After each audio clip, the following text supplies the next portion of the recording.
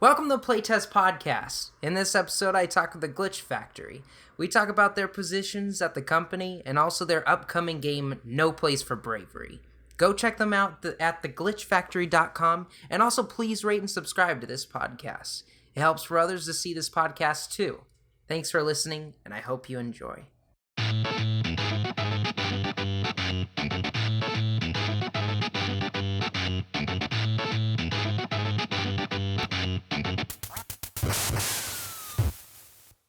If you want to start off, maybe you can introduce yourself, your full name, and then your title, and that way I can refer to you throughout the podcast.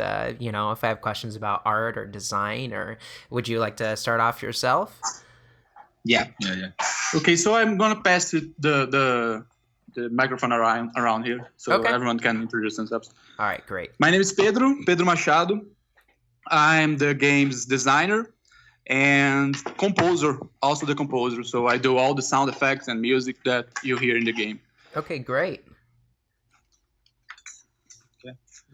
Hey, Dan. I am Tulio Mendes. I'm one of the artists of the team, and I'm directing the project right now. So if you want to blame someone about the art, follow me. Okay, great. Hey Dan, how are you? I am Matheus. We're talking through email. Oh, yes. I'm responsible for social media here and a little PR. So if you want to ask something, that's with me. Awesome. Sounds good. What's up? Hey. I am João S. You may call me Jumps. I guess it's easy. It's your Okay. So I am the main animator. Me and Tulio, we both animate, but I'm the main and the lead. Yeah, he directs me, and that's it. Great. Hey, Dan. I'm Caio Fernandes. I handle the business part and try to produce a little too. Sometimes handle marketing. All right, great. Okay. We're passing an iPad around here, so it's really funny to see him.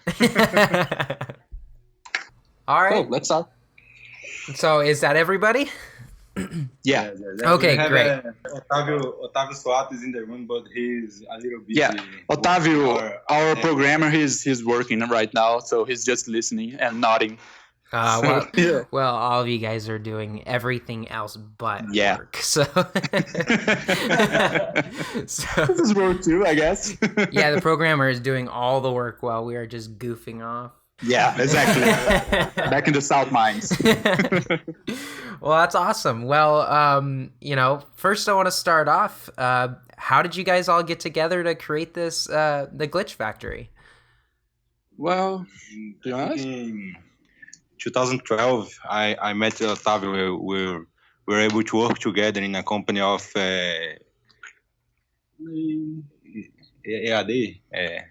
Educational company. Yeah, educational company. Doing some sort of games, but not really games, Mm-hmm. And from then we are getting to know the team and united the people we want to work together until we have this team today. But there was a time there I ran out from the team, and then they... Yeah, actually, some of us are are childhood friends.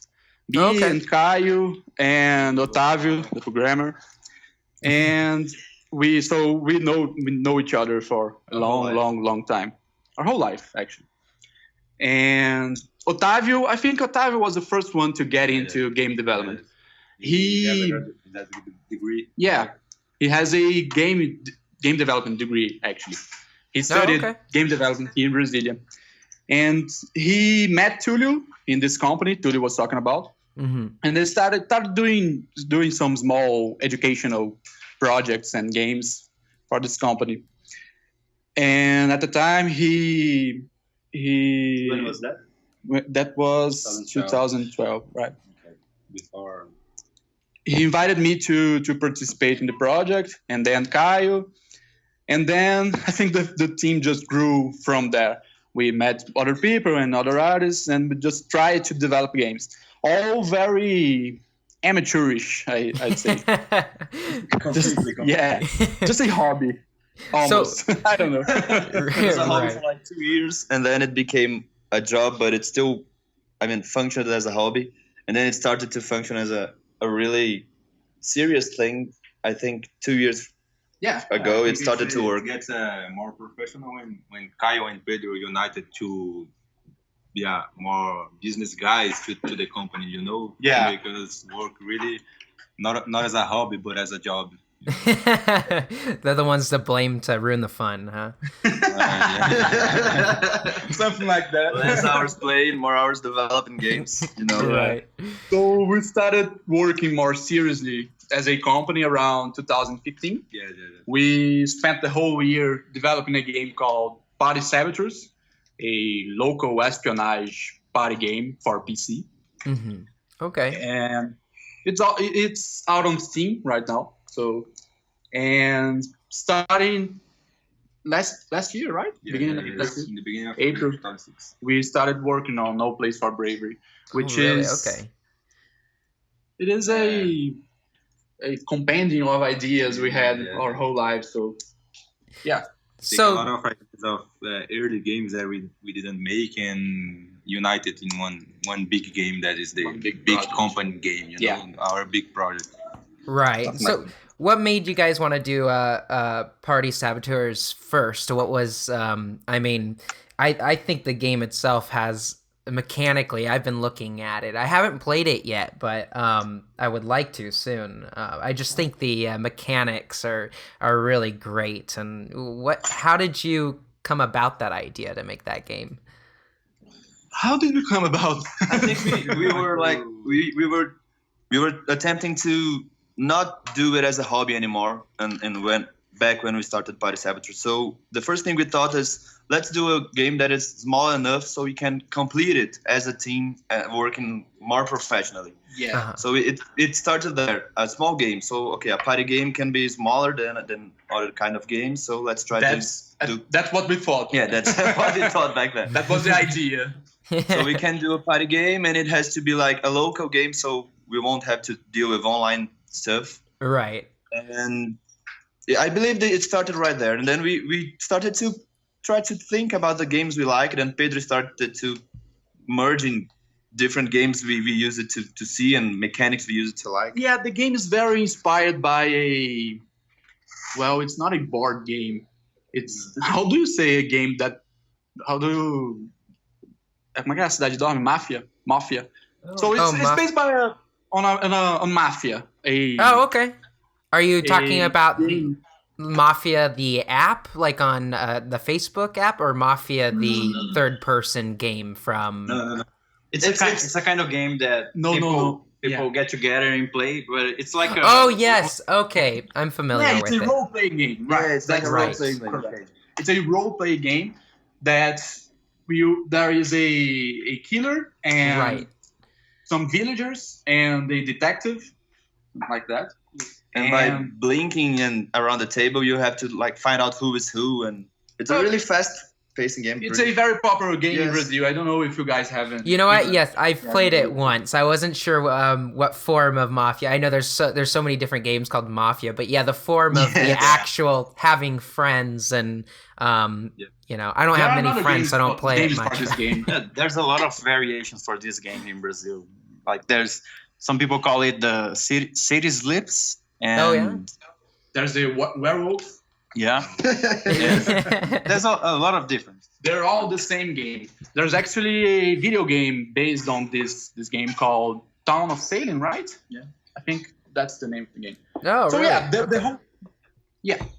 the whole idea of the game is to deceive people and try to guess who's the killer. Not only inside the game, but you have to hide your controls, and there is okay.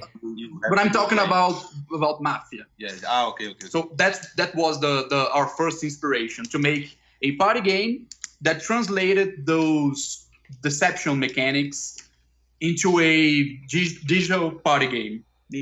Yeah. Okay, that's really cool.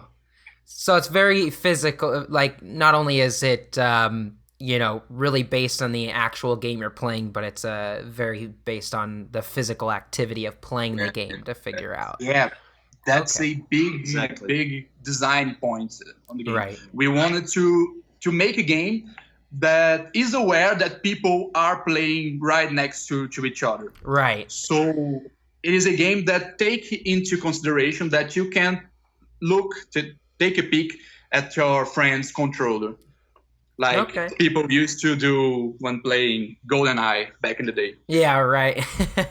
My earliest memory of having that type of gameplay, like with a friend, was there's this game called Techno Bowl on the first Nintendo, and you would have to pick your plays. The plays for the football team to play out, but if you knew that person's play already, like when you pick it, then you could figure out what to pick in order to pretty much fight against, to defend that play. And I think that was like so much fun, being able to kind of like spy on your competitor. Yeah, that's exactly the theme we were aiming for. Yes. Trying to cheat on your friends. Make enemies, right? Yeah, make enemies. Well, but the game started very differently. I still have problems with Kyle.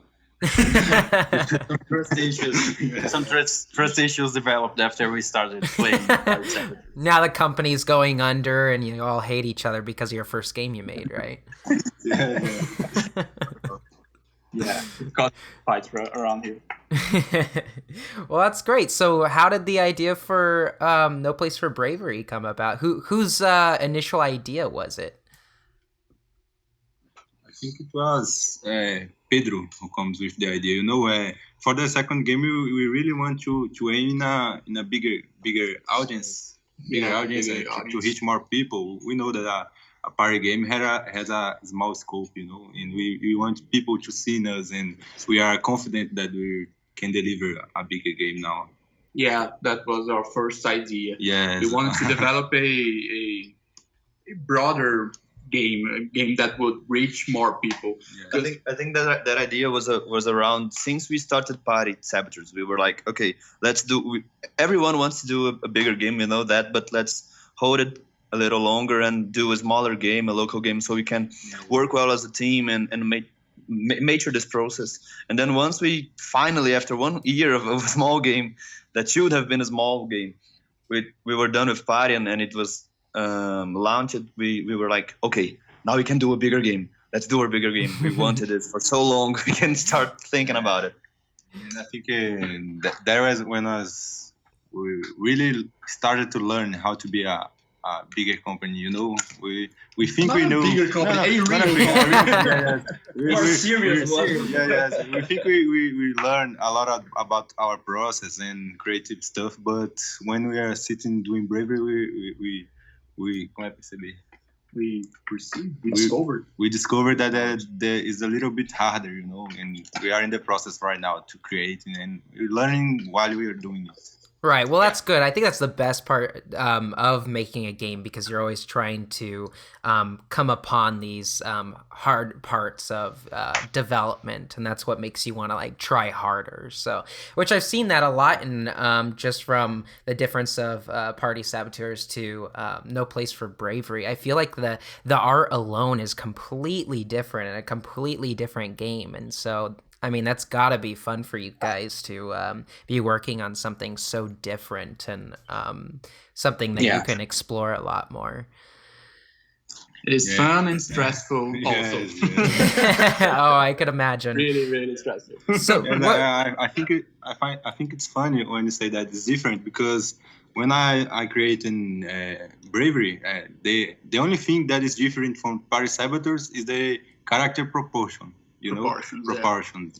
Right. The scenery, the ambientation. I use the same logic, but with a medieval aesthetic, medieval aesthetics. Right. And so do you feel with such a huge game as well, how big is No Place for Bravery in the first place? Is it an open world game, or is it really cut down to map sizes, or how does that work? it's kind of you play it in parts. In the beginning of the game it's really linear. You play the main story and the development. But when it's kind of Chrono Trigger when you take Chrono Trigger. Yeah. When you take the epoch, until that moment you are going linear in the game, and then it happens something you can go to anywhere you want, but place you have already gone. Yeah, it happens a lot in the Zelda games too. Like Okay. first, it's a linear story, and then the world expands, and you can go anywhere you want. So you can fill the blanks with the narrative and story. Yeah, but I would say it's not exactly a sandbox game. You can't do whatever you want all the time. It is a little bit open, but at the same time it's very linear. So I guess maybe like Dark Souls in that respect.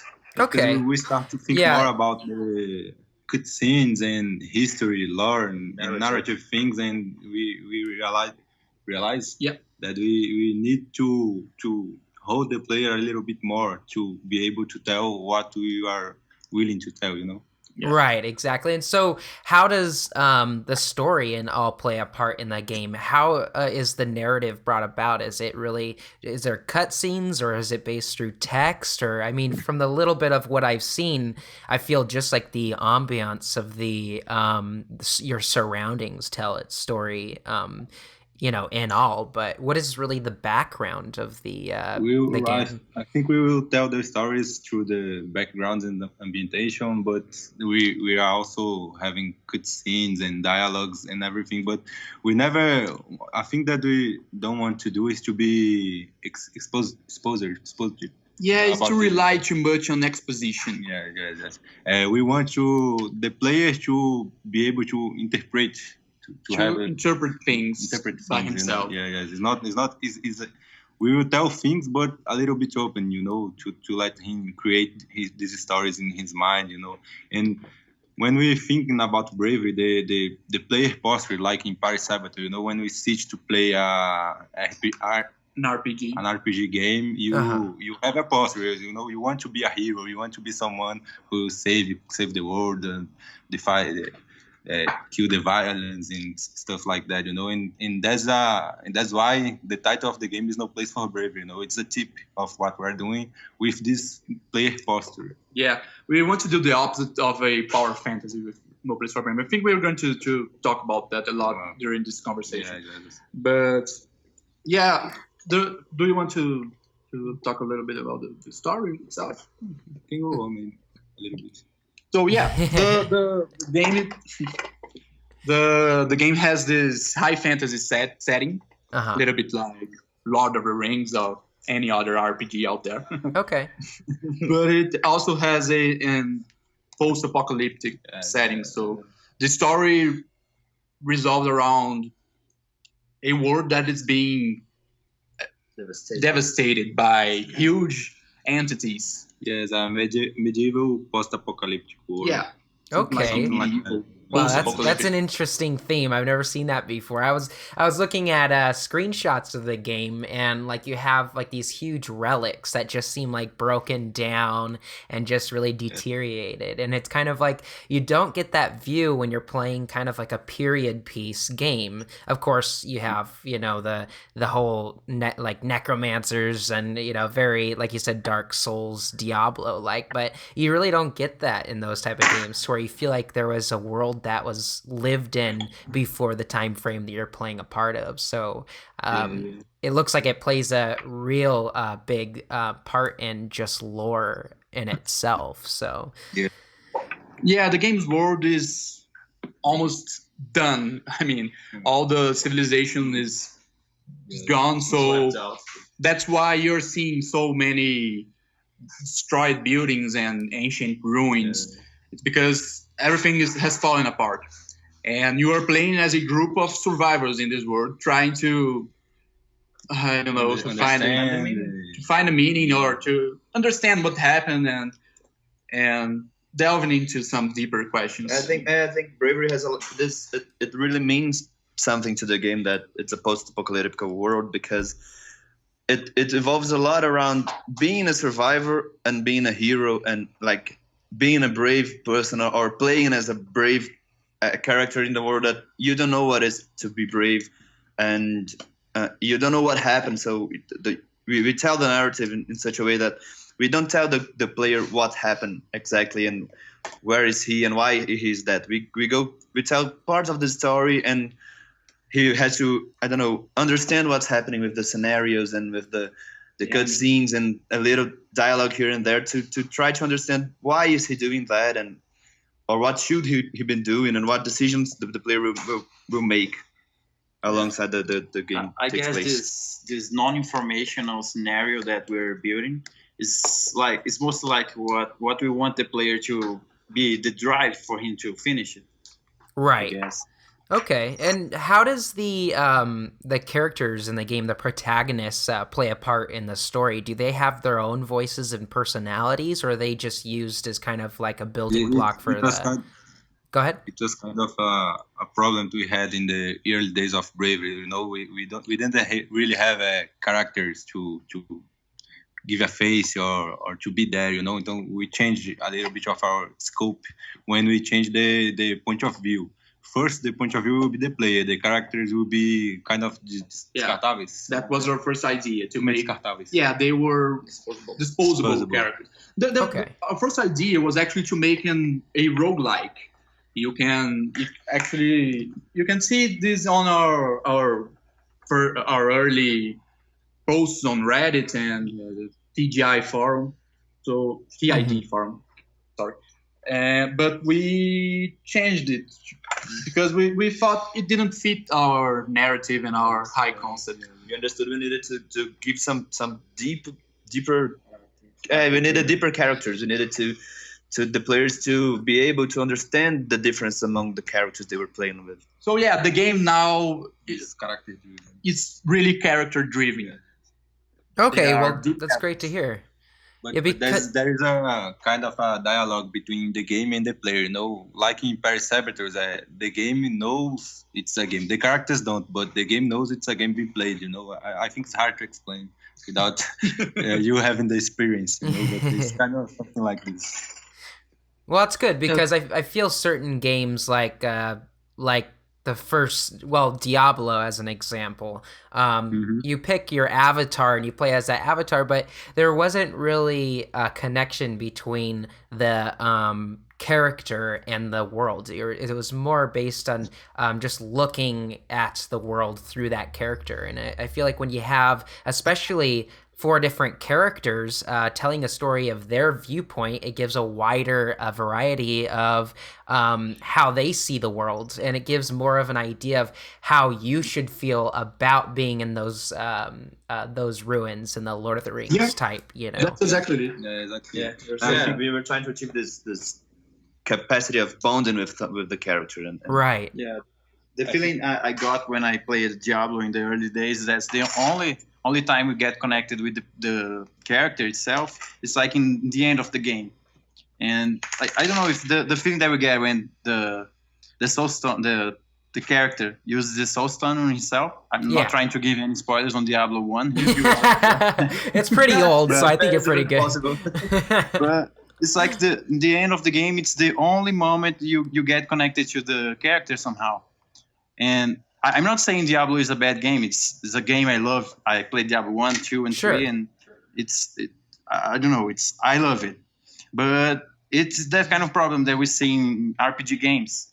Like, there's kind of a formula that almost single RPG follows, and that's something we're trying to escape. Skyrim, I think Skyrim has the same problem. I don't really feel that this is a character I control.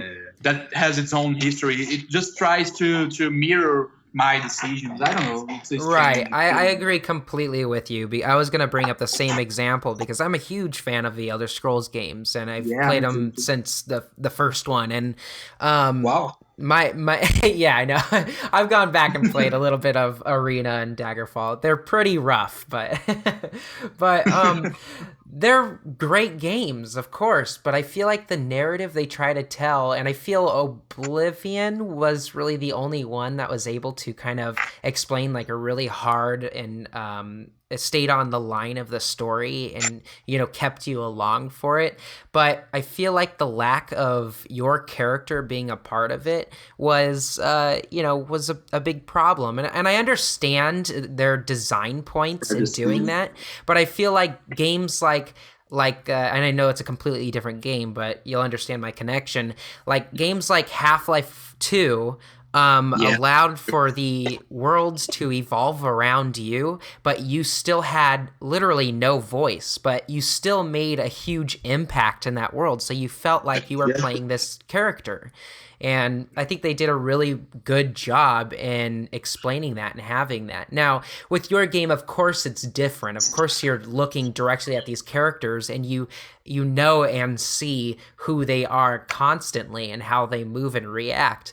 And I think that's also a great way to be able to implement those characters and their story and how they look upon the world, you know? Yeah, I think the history of bravery, it happened in layers, you know. There is a layer of the world and the world that characters are in, and the entities and the village and the people who have their own view. There's a layer of a layer of the characters.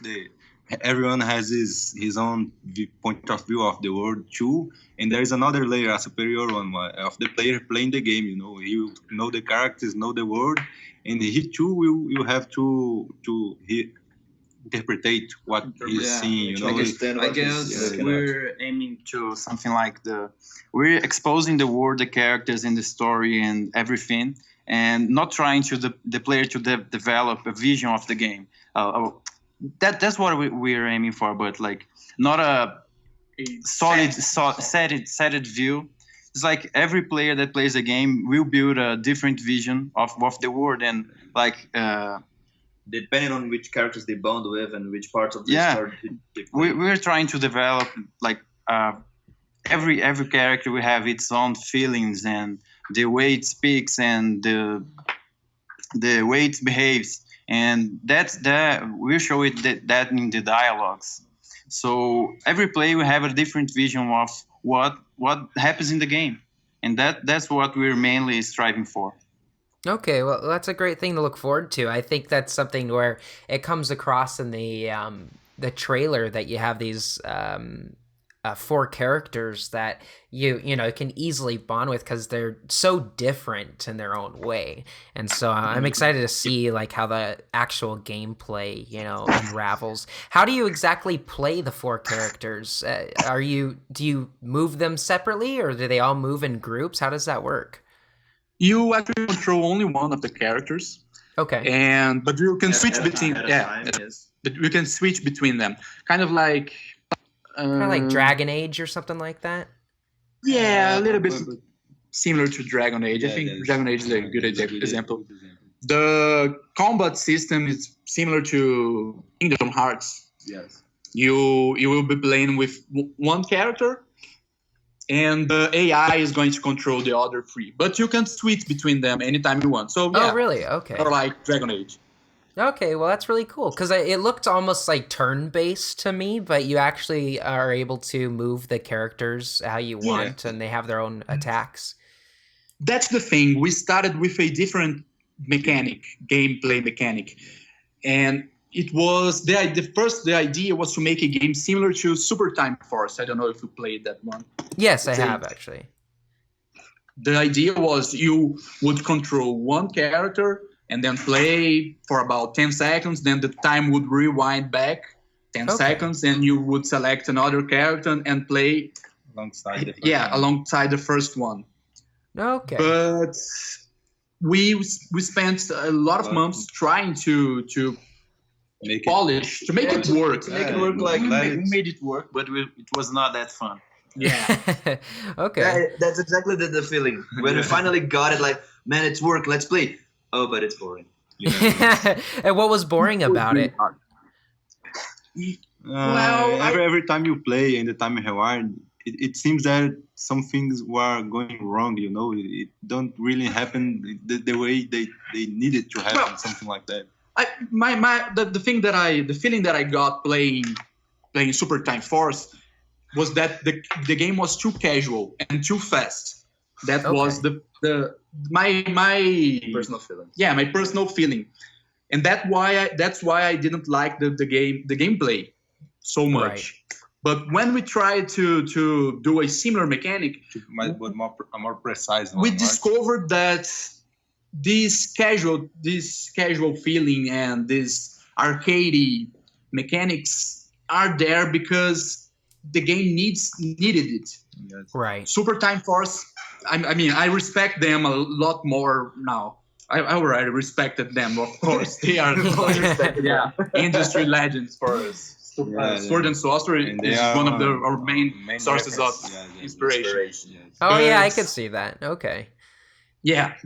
It's a beautiful game. Yeah, it is. And talking about the art, in your game it's very unique in the way to where it feels like it's its own, aesthetic, like it hasn't been done before. And I feel Man, like you are the first one to say that. And you are making two artists very happy right now. well, good, because The I feel. Go ahead. The main comment we receive is, "Oh, this game is beautiful. It looks exactly like Hyper Light Drifter." And You have good eyes, beautiful eyes.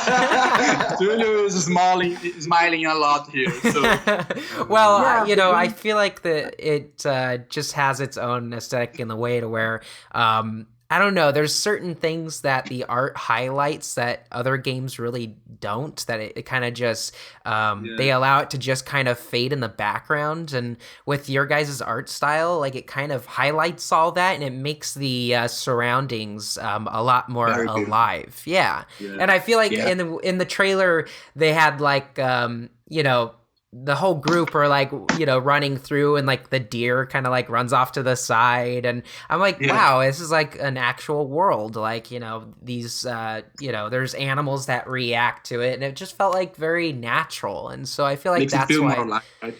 it does, yeah. And I feel like the trailer, like it just kind of has this like very just nice like tone to it, to where the music just really captured this feeling of like kind of stop and smell the roses. But it's like at the same time you're playing this game that's you're killing everything in your way, but you know what I mean? Like I think that's what's so interesting about it. That's what's like so cool aesthetically with this game. So I applaud your guys' art and the way you've tied in the mechanics with that all. So it kind of brings to me, really wanting to understand the story and like how that comes out, because that's only gonna uplift all of that all together, which I'm really excited for. Yes, we've been looking for some. I'm really happy to listen you saying that about aesthetics, because that's what we're trying to do when we when we were talking earlier about the narrative and how we don't tell it consistently all the narrative to the player. We only let them think about it and feel it. And when you see like a beautiful world you're playing in, and then it's such a bad world that it kills everyone is dead, and there's only 4 survivors. Why is the world so beautiful, so mean to everyone? Like, what's happening here? What's this world? That's Right. what we're trying to make. And I really saw that and I know it's a completely different game, but we're talking about video games, and one that I really enjoyed was Firewatch. I don't know if you guys were able to play that. We didn't. Has anyone played Firewatch completely? I only watch a lot of gameplays. When we watched the trailer, well, I guess we there, mainly me and Tulio, I guess, that we fell in love with the atmosphere and the art of the game. Yeah, and that's what I kind of get from you guys. What I had with Firewatch is, even though you're telling this, narrative story and it's really heavy, a lot of the game is exploring, and you're seeing these something that's very simple, and that you kind of like, when you go on a vacation or something, you see like the wilderness and it's gorgeous and everything. But I feel like Firewatch was able to capture that in its own way. It was very like beautiful and shiny, and and I feel like the art came across very well in that video game. And I think it's just because they were able to take a game that, of course, the game doesn't look like amazing. It's not like the greatest graphics in the world, but I think that was a art standpoint. And with your guys' game, even though it's a pixelated game, you're using those type of graphics to tell a story and to also be able to show a beautiful world that's so simple but looks so natural. And so, I feel like that plays a part in the narrative as well. So that was the goal. The word of bravery for sure is a character. You will get to know him. Yeah, exactly. So seeing like the ruins and everything, you're always wondering. And of course, I haven't even played the game. I'm getting this all from screenshots and a trailer that I've seen. But I've already felt that way with what I've seen. So, what kind of games do you think you guys influenced you guys the most? And putting No Place for Bravery aside for a moment, because I feel like figuring out what games you grew up with and what you spent the most time of explains so much of your personality. So what do you guys think? We are a very diverse team in this respect. Tulio likes completely different games than I. So I'm more a mechanics type of designer.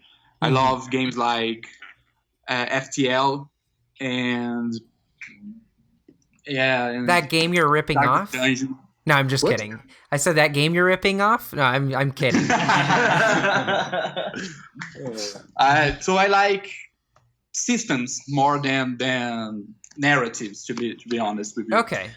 So, but Tulio likes a whole different class of games. I like more a character-driven narrative game, and not so visually games. I really want to. When I'm playing a game, I want to know the characters, the story, and that's what driven me. Yeah, I personally feel that game mechanics have their own aesthetics. Like there is a kind of aesthetic feeling that you get while playing a game, while executing certain moves, or I don't know. That's what I'm interested in. So, one of my favorite games of all times is Hotline Miami. Because I think it is a game that translates gameplay into feelings so well. Mm-hmm. You have an adrenaline rush while playing it. It makes you feel like a psychopath murder. Right, yeah. And I think the music plays such a part in that. Yeah, everything about it highlights that feeling. The music and even the graphics.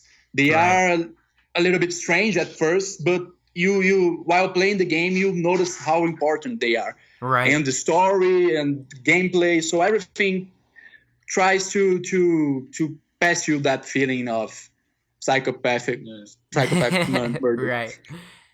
And that's one of the things that inspired me when developing Bravery. We want the game to feel harmonious, I think. Yeah. Everything must tell the same story. Everything. So the game, the aesthetics and the music, the world, everything is trying to send you the same message. Right. I think that's it. The game isn't only about the art and music and lore and everything. The game is a message. If you sit there open to receive that message, you get something more than just playing a game that you think is good. You'll be different after the game. Everything is trying to pass you the same feelings. So that's our goal, at least. We are trying to get there. Right. Well, what other anybody else have certain games they grew up with that also have influenced them? Oh, Tulio. Yes, I think I'm directing the project right now, and what I'm really trying to do is thinking in the message, what we are saying with the game. And one game that really comes to my mind is Spec Ops: The Line. I really love that game. And after playing the game when it was released, I stopped playing video games for 2 years. Oh, really? And wow. And I only have played again to study to bravery, you know. And after that, I got addicted to Counter-Strike again. So, but there is another story, you know. So it's this kind of thing. The game is not just to play, you know. It's to experience, you know. We want it to be something more, but we want to be good in the game part. Yeah. Also. I guess the game is like the medium to the message that we want to send to the players. Right. Yeah, and like, let me talk about the games I like then. I really enjoyed like playing Shadow of the Colossus, and that's one of the feelings that we're trying to pass to the players when they meet the entities. Okay. But not so much like Shadow of the Colossus, because in Shadow of the Colossus you get a lot of power and you can overcome the entities, and that's the feeling that initially we don't want the players to have. I think we never want the player to have this feeling of empowerment. Yes. No Place for Bravery is the opposite of a power fantasy, like I said. Yeah, well, it is a game that inspired all of us.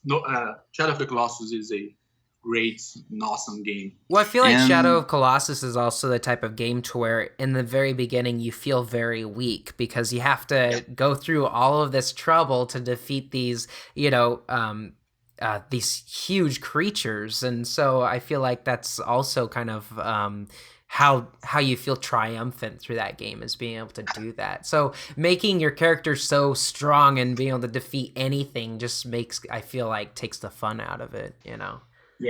Yeah, in some ways, Shadow of the Colossus, even you said about the beginning that it's a struggle. It's a real struggle. Even when you get to the last Colossus, and you have a lot of stamina, it's hard. It's really hard, and and you get so frustrated sometimes that you want to quit, but I gotta defeat this Colossus, and that's the kind of feeling that we're trying to, I don't know, mess around with the player. I think the difference is in Shadow of Colossus, you have a chance, you know. In Bravery, you don't. Yeah, but sometimes you get the feeling that I just can't defeat this Colossus right now. Like,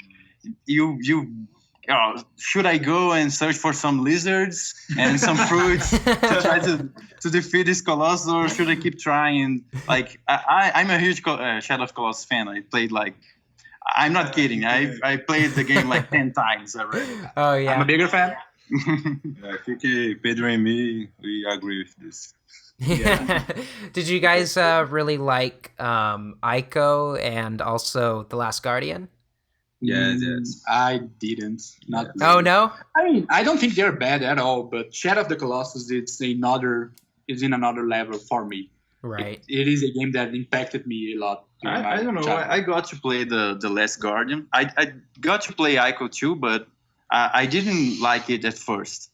Right. But the Last Guardian, I fell in love like in the first 5 minutes with the game. It's the kind of game that I see today that it's, I don't know, it has the kind of gameplay that, how can I say it?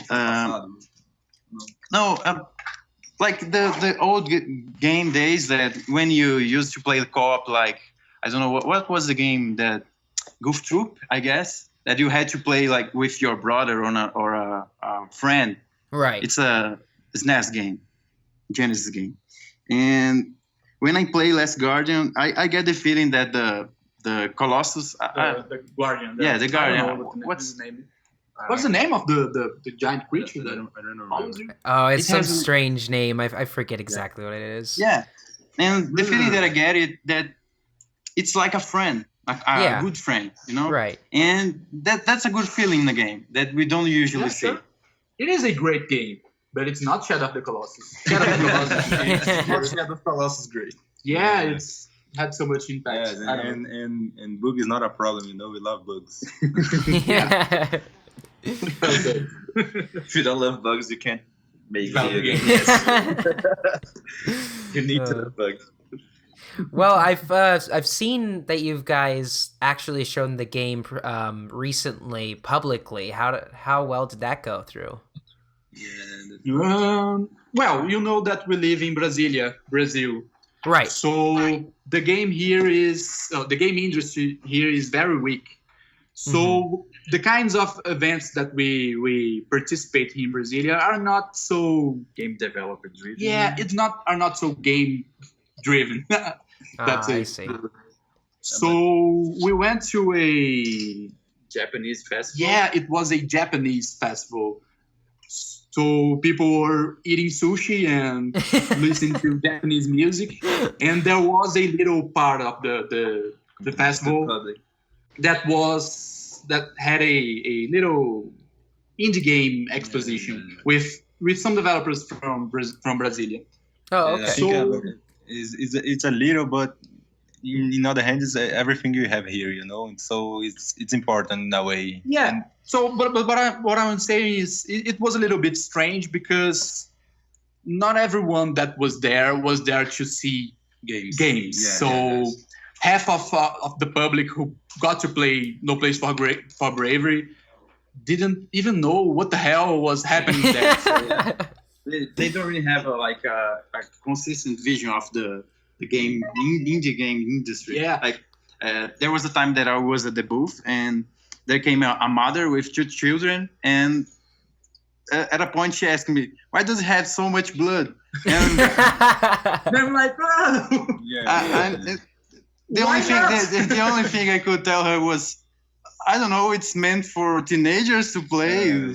Probably. But Probably Bravery will be rated R. yeah, we don't care about that. But the people who got to play the game were very, very hooked, I think. Yes. Yeah. The first thing that caught people's attention was the graphics, of course. Right. And we got a lot of positive feedback on that. But overall, it was a good feeling showing the game for the first time out public. But it was a really, really buggy build version, so that was a pain in the ass. So we had to restart the freaking game all the time. No. Well, okay. you had to run into those type of Part things. of the business. Yeah, just regular things. Yeah. Yes. Yeah.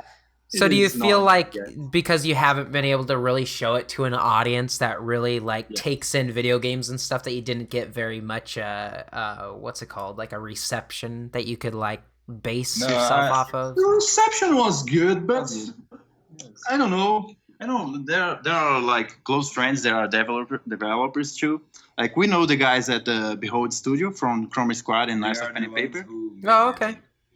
They are the ones that organize the indie exposition. Yeah. They are big figures here in Brasilia. They are all we have in terms of game industry here in Brasilia. But what I'm trying to say is that people that develop and play indie games, when they play it, they get marveled, I guess.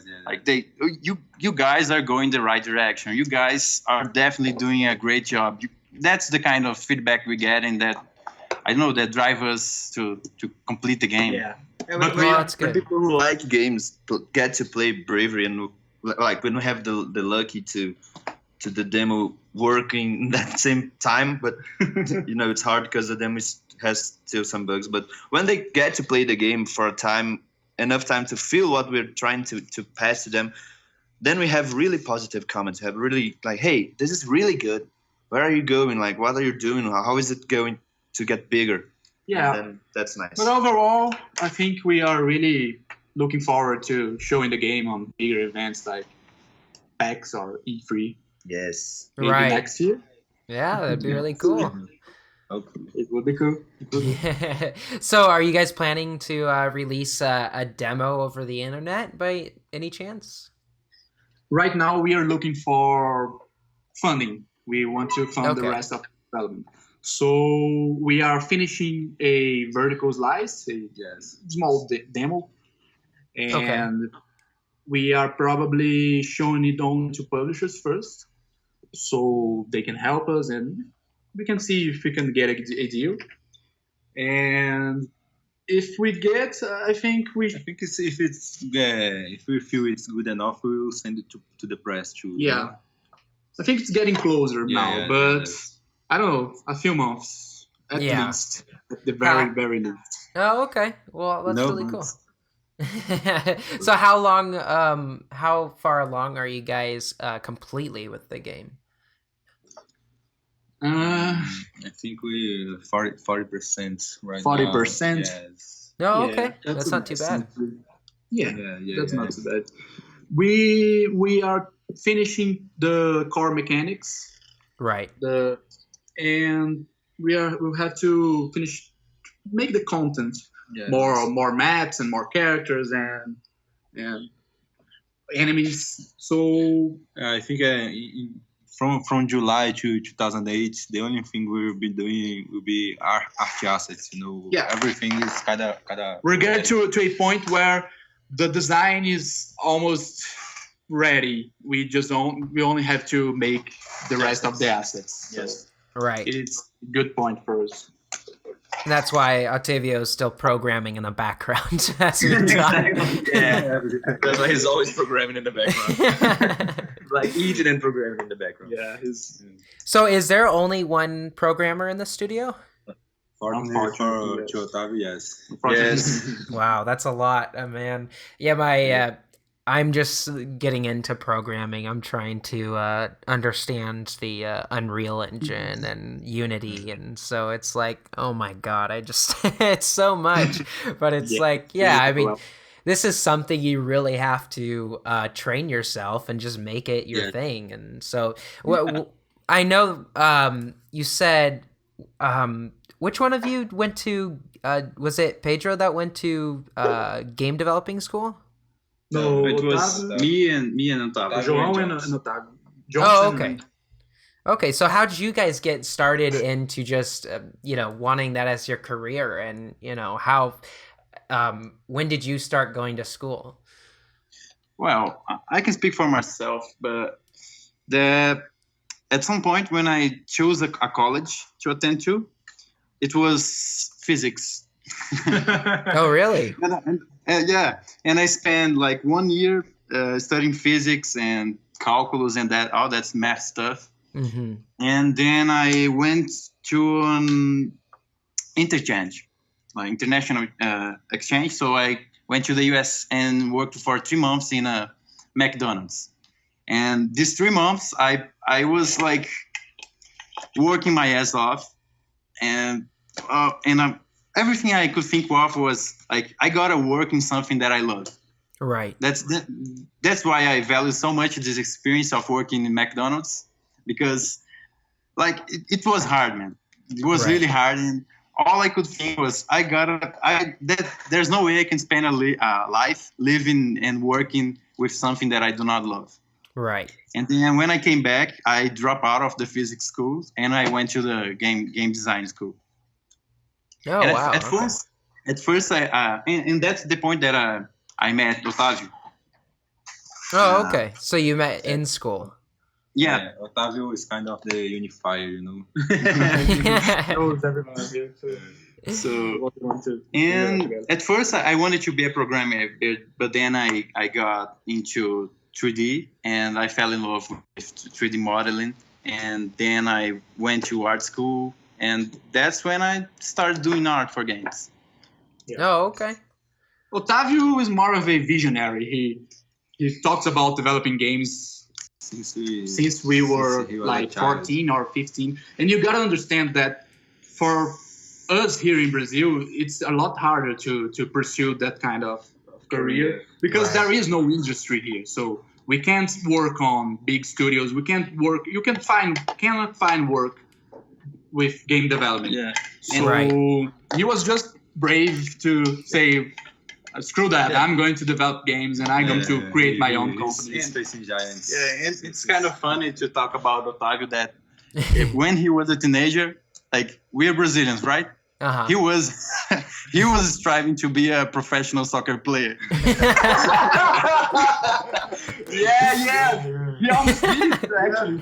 It didn't work out, huh?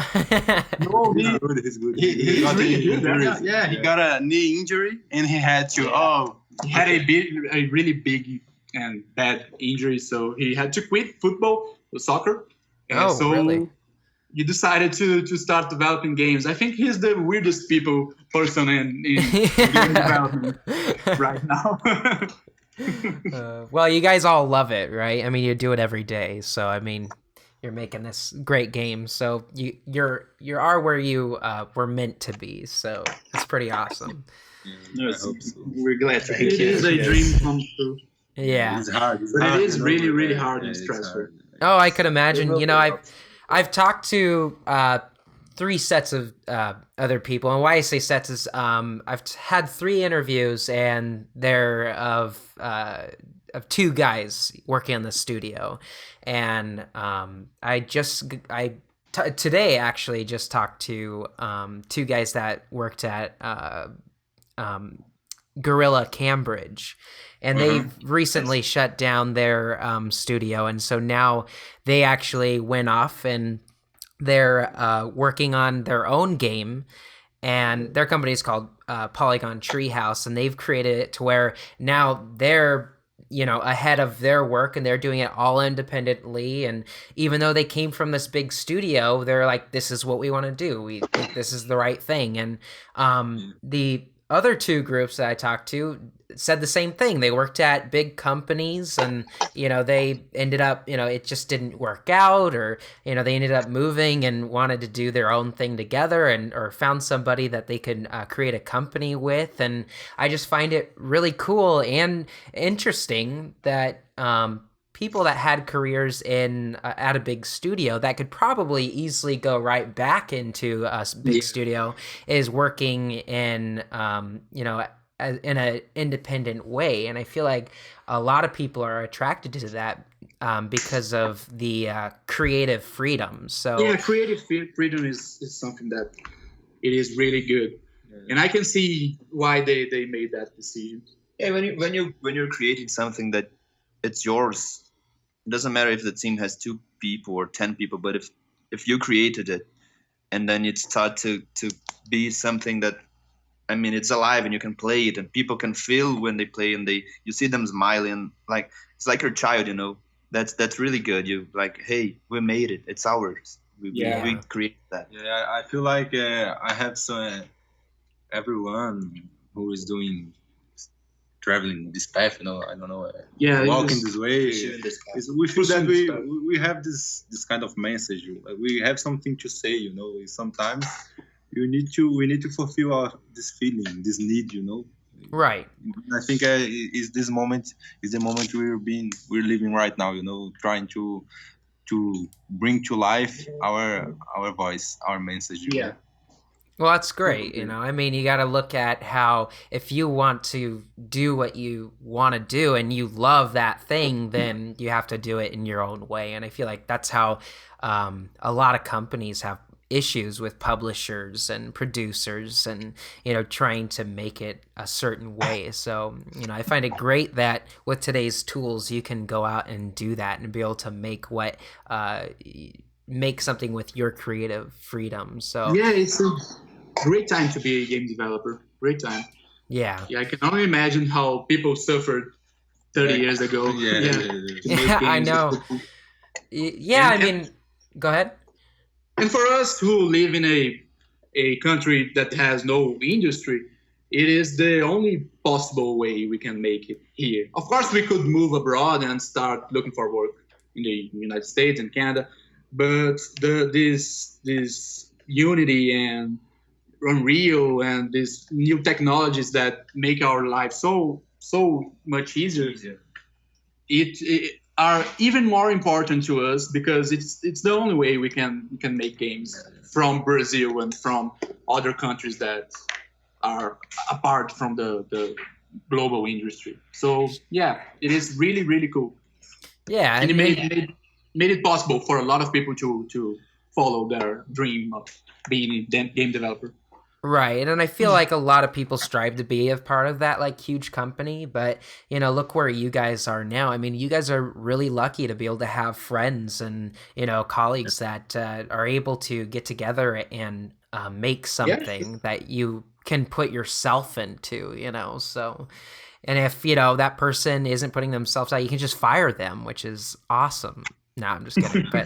Um, but you know, I mean, someone asked me, how you learn to do that? And the answer is simple, YouTube.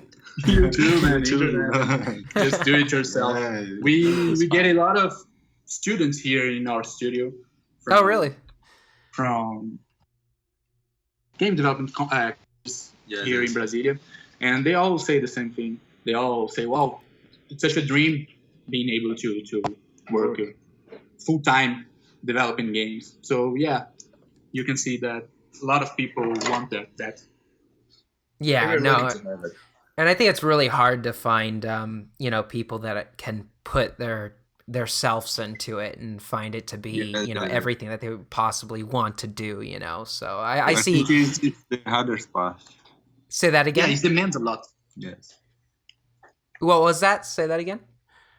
It's really demanding. You have to make a lot of sacrifices to make it. So it is hard to find people that are willing to make these sacrifices.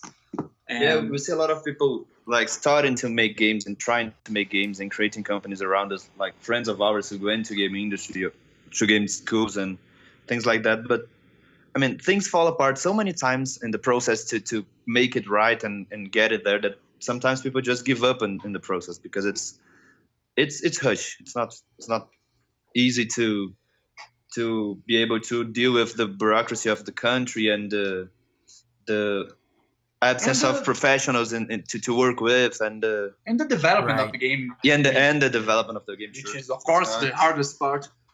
Yeah, the actual work. As it seems. Yeah, it's not so romantic as it seems to me. Yeah, that's true. Yeah. What do you guys think is like the hardest part of game development? Like putting aside, creating story or being able to, create art. What is the hardest thing that you do? I think. I think everyone's going to have a different opinion. So let's start with Tulio. As I say, I'm directing right now, and to me, the hardest part is to manage people. Yeah. Even we are working with our dreams and here together and sometimes making money, we see the lack of motivation and things like that, and we have to sit and chat about it a lot. It's not easy. Right.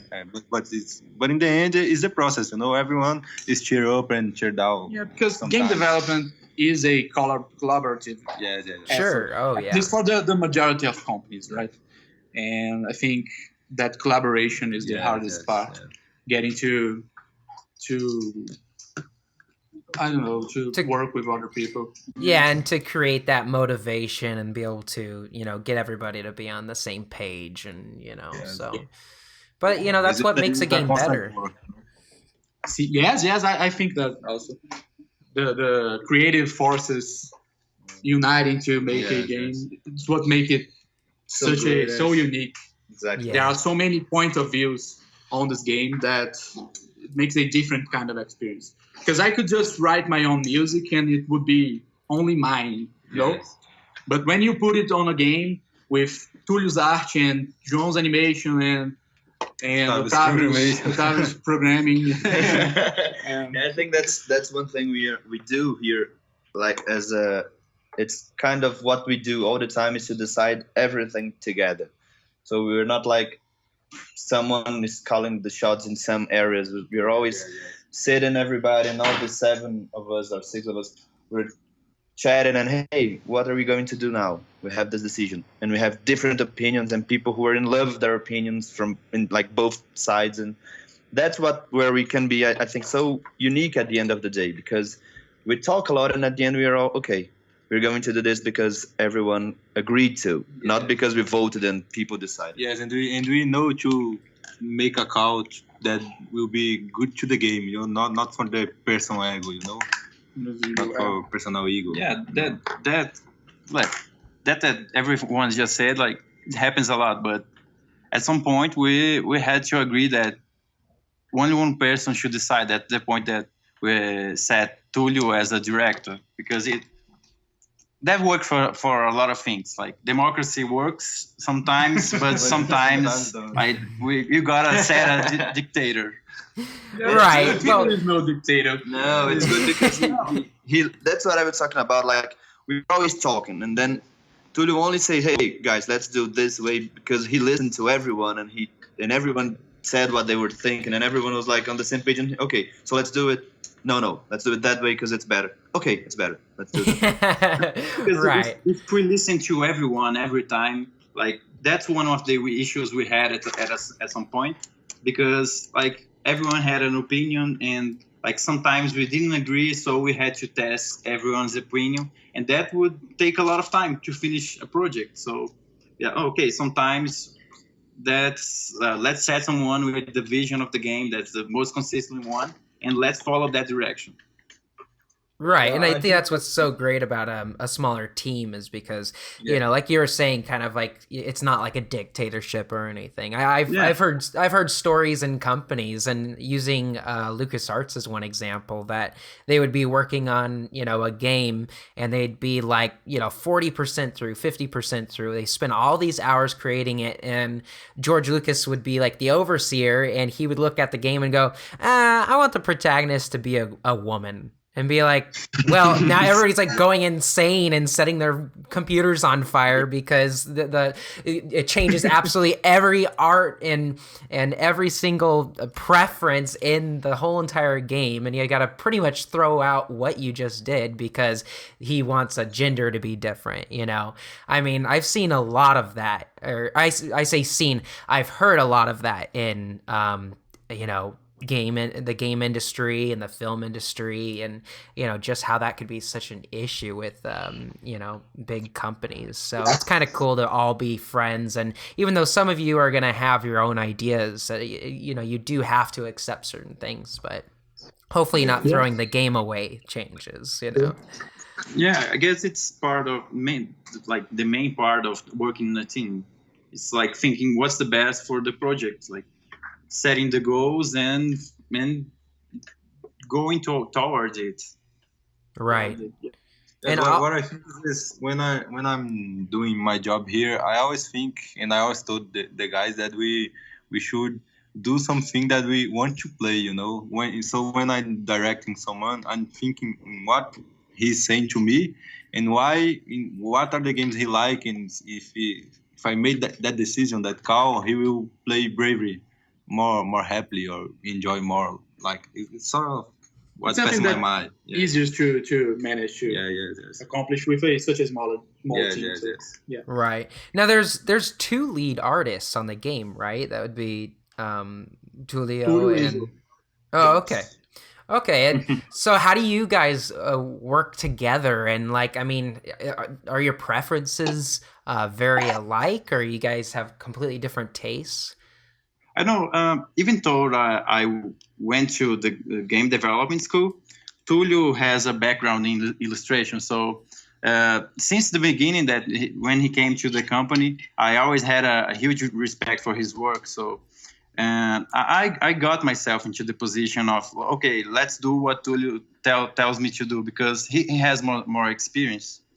Right. And even today, like when I got into the 2D animation and pixel art animation, I really didn't think I should do it, like because it was something that I have never done before. Sure. But Tulio just said, "Jones, you will do it." Okay, yeah, I'll try. And then it worked out just fine. Yeah, it worked. Like it's a work that now I take pride in. So. As I said, like I respect his work and the way he does things, and that's what makes me feel comfortable being under his wing, I guess. Oh, that's a very nice way to put it when you want to raise. So I mean,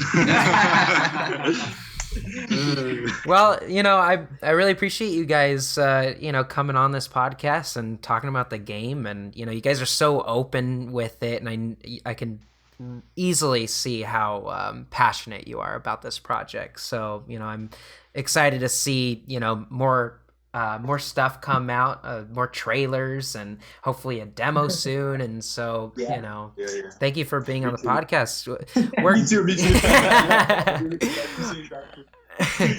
We'd like to thank you so much for the opportunity. We're really proud of being part of this podcast, and we have listened to your other podcasts, and they're really good. So thank you so much for that. I really appreciate that. And as soon as we have the demo we want to have, we will send you the word.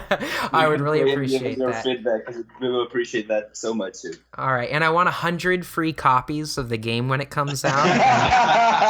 Actually, when we started, we received a lot of mails asking for copies of the game. Sounds good. We already have a lot of people asking. I bet. Oh God.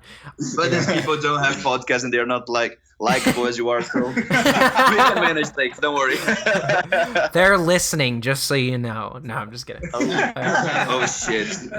You can cut this part out. Yes, please. Nope, staying in. Sorry.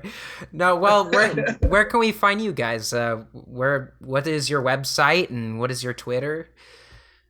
Yeah, you can find us on Twitter at Bravery Game. Yes, it's at Bravery Game.